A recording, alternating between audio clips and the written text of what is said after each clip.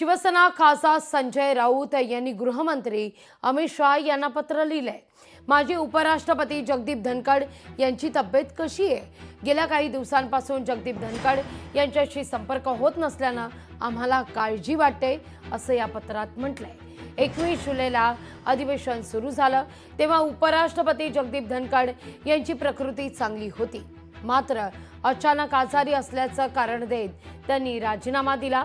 तेव्हापासून अद्याप त्यांच्या प्रकृती संदर्भात माहिती समोर आलेली नाहीये। आम्ही अनेकांनी त्यांना संपर्क साधण्याचा प्रयत्न केला, मात्र संपर्क झाला नाही। ते कुठे आहेत, त्यांची तब्येत कशी आहे या संदर्भात काही माहिती मिळत नाही। आम्ही सुप्रीम कोर्टात देखील जाणार आहोत, मात्र त्यापूर्वी आम्हाला त्यांच्याविषयी माहिती द्यावी अशी मागणी करणारं पत्र खासदार संजय राऊत यांनी गृहमंत्री अमित शाह यांना पाठवल्याचं कळतंय।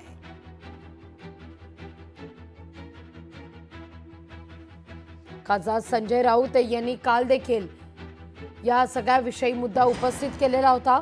अधिक माहिती घेऊया आपले प्रतिनिधी स्वप्नील जाधव यांच्याकडून।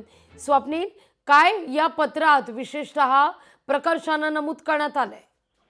लावी संजय राऊत यांनी गृहमंत्री अमित शाह यांना पत्र दिलेलं आहे। उपराष्ट्रपती जगदीप धनखड हे संसदीय अधिवेशनाच्या पहिल्या दिवशी उपस्थित होते, मात्र अचानक त्यांनी राजीनामा दिला। प्रकृतीचं कारण सांगितलं, मात्र तेव्हापासून आतापर्यंत त्यांची भेट किंवा त्यांची संपर्क होत नसल्याचा या ठिकाणी पत्रात दावा करण्यात आलेला आहे। आणि एकूणच त्यांना कुठेतरी घरामध्येच हाऊस अरेस्ट करण्यात आले का अशा प्रकारचा सुद्धा या ठिकाणी सवाल उपस्थित केलेला आहे। जगदीप धनखड यांना एकूणच सर्व विरोधी पक्षातील खासदारांनी संपर्क करण्याचा प्रयत्न केला, मात्र कोणाचाही संपर्क झाला नाही। त्यामुळे आम्हाला काळजी जाणवते अशा प्रकारचं या पत्रामध्ये म्हटलेलं आहे। आम्ही सुप्रीम कोर्टात सुद्धा या ठिकाणी रिव्ह्यू पिटिशन करणार असल्याचं संजय राऊत यांनी म्हटलेलं आहे। मात्र सुप्रीम कोर्टात जाण्यापूर्वी आपण आम्हाला माहिती द्यावी, ते कसे आहेत, त्यांची प्रकृती कशी आहे या संदर्भात अधिक माहिती द्यावी अशी मागणी संजय राऊत यांनी केलेली आहे। त्यामुळे या पत्राकडे विशेष लक्ष हे देशभरातून लागलेलं आहे अशा प्रकारचा सुद्धा आरोप हा संजय राऊत यांनी केलेला आहे। त्यामुळे अमित शहा आजच्या दिवसभरामध्ये या संदर्भातील माहिती देतात का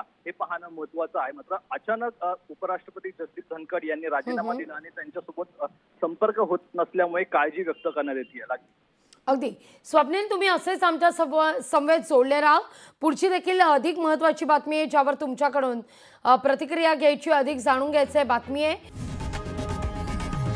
लोकशाही मराठी ऐका, पहा, जागरूक रहा।